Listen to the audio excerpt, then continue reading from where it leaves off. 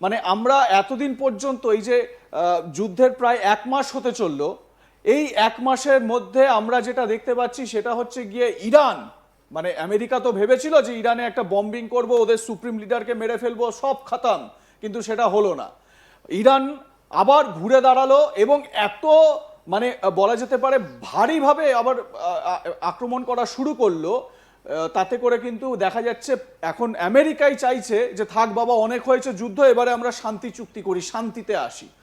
তো ইরানের এই যে কুরানিক কনসেপ্ট অফ ওয়ার, যে কুরআনের স্টাইলে তারা যে যুদ্ধ করতে চাইছে, আমাদের দর্শকদের একটু সহজভাবে বুঝিয়ে দেওয়ার চেষ্টা করবেন।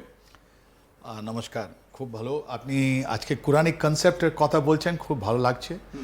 একদিকে যদি আপনি রাখেন অয়েল গ্যাস, এটাই তো খাড়ি দেশ, যেটা আরব দেশ আছে ওটা যা জানা যায়, ওদের কাছে অয়েল আছে, ওদের কাছে গ্যাস আছে। অন্যদিকে জল। আপনার কাছে যদি একটা অপশন দেওয়া হয় কি এটা গ্যাস অ্যান্ড তেলটা ইম্পর্টেন্ট না এটা জলটা ইম্পর্টেন্ট, আপনি জেনে আশ্চর্য হবে যে এই জলটা ইম্পর্টেন্ট। আর এটা আজ থেকে নয়, এটা যবে থেকে ইসলাম এসছে তবে থেকে আপনার এই জলের ওয়ার, ওখানে ও সময় তো গ্যাস আর অয়েল ও সময় ডিসকভার হয়নি। তাহলে যতগুলো এই যে আরেবিয়ান প্যানিনসুলা, আরেবিয়ান যেটা জায়গাটা আপনি দেখছেন, ওখানে সব থেকে বড় জিনিস ছিল আপনার অয়েল, ওয়াটার, জল। এই কুরানিক কনসেপ্ট অফ ওয়ারফেয়ার যেটা আপনি দেখাচ্ছেন, আমরা সব এখান থেকেই তুলছি, আমাদের তো এটা বেশি জানা নেই। Quranic concept of warfare brigadier S K. Malik লিখেছেন।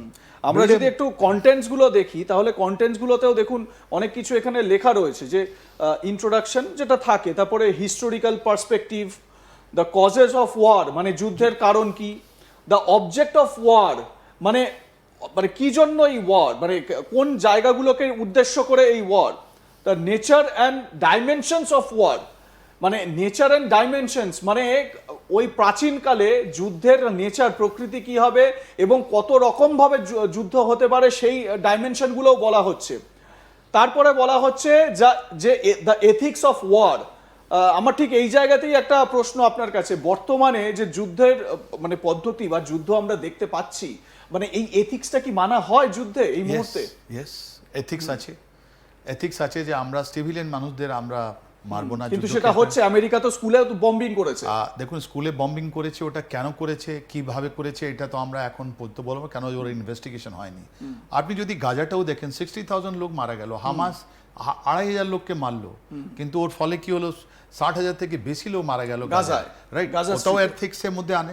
একটা ওয়ারের, যুদ্ধের একটা জিনেভা কনভেনশন আমরা বলি আজকাল যুগে, কি আমি যদি ইউনিফর্মে আছি, আপনি আমাকে মারতে পারেন না, আমি আপনাকে, যদি আপনি ইউনিফর্মে আছেন, এটাই Geneva convention. Ethics of were very shortly এটাই আমরা বলতে পারি আজকের দিনে।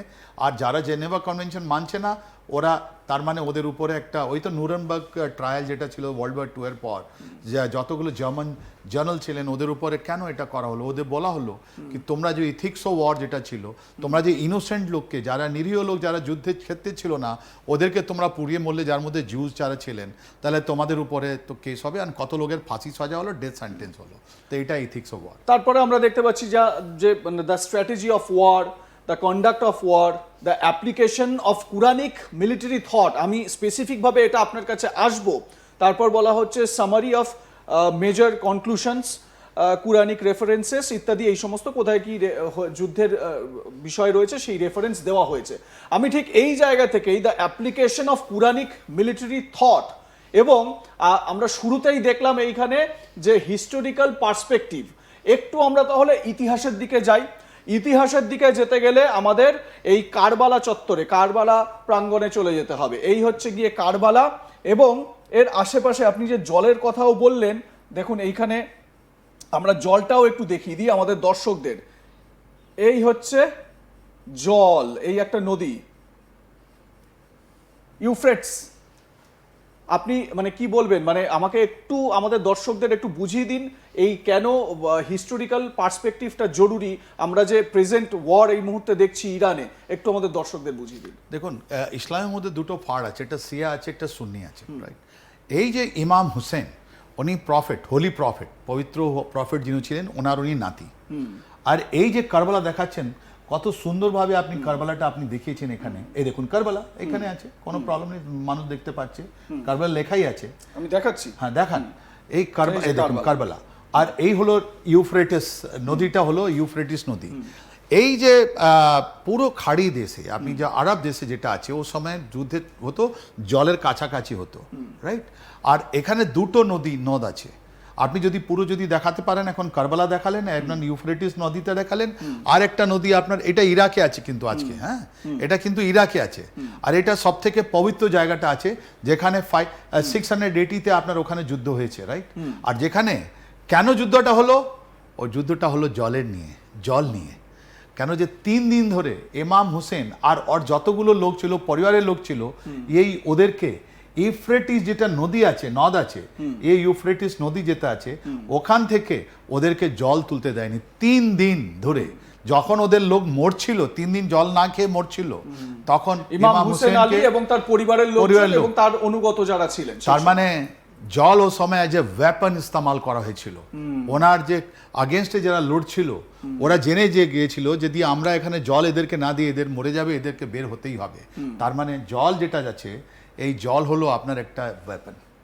এন্ড এটাই কোরআনিক কনসেপ্ট অফ ওয়ারফেয়ার একটা থিম যেটা ইরান এখন তুলেছে আর ওয়ার্ল্ডকে বলছে, যতগুলো খাড়ি দেশ আছে ওকে বলছে কি যদি তুমি আমার কথা না শোনো তাহলে এই যে তোমার লবণ মুক্ত যেটা জল আছে, যেটা তোমার সমুদ্র জল থেকে তুমি যেটা জলটা খাচ্ছ, আমি অতগুলো ডিস্যালিনেশন ওয়াটার যেটা প্রজেক্ট আছে আমি খান করে শেষ করে দেবো।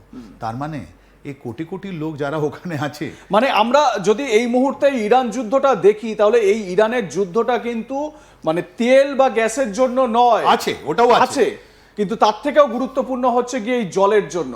এবং এই জলকে কেন্দ্র করেই, পানীয় জল, বিশুদ্ধ জলকে কেন্দ্র করেই ইরান চাইলে পশ্চিম এশিয়ার এই সমস্ত খাড়ির দেশগুলোকে জলের জন্য হাহাকার করে দিতে পারবে।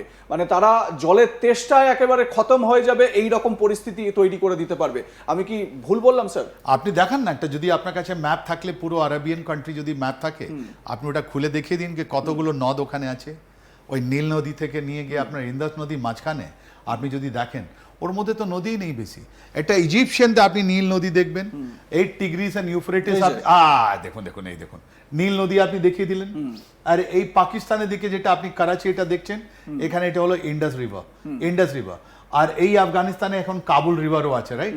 আর এই ইরান এন্ড ইরাকের মধ্যে এই কুয়েতে একটু উপরে গিয়ে এই দেখুন, এই বাগদাদ এখান থেকে এখানে আপনার এ আছে কারবালা আছে, আর ওখান থেকে দুটো নদী আপনার ইউফ্রেটিস এন্ড টিগ্রিস এন্ড ইউফ্রেটিস। নাও এইটা ইম্পর্টেন্টটা কি আছে, যতগুলো এব্রাহামিক যতগুলো রিলিজন আছে, তার মানে ওরা বললো Ibrahim is the father of all the religion. ওর মধ্যে আপনার ক্রিশ্চিয়ানিটি আছে, ওর মধ্যে জুজ আছে, ওর মধ্যে ইসলামও বলেছে কি উনি আমাদের যেটা যারা আছেন, যারা মেসেঞ্জার অফ গড, ওর মধ্যে ইব্রাহিম করা বলছে। তাই জন্যে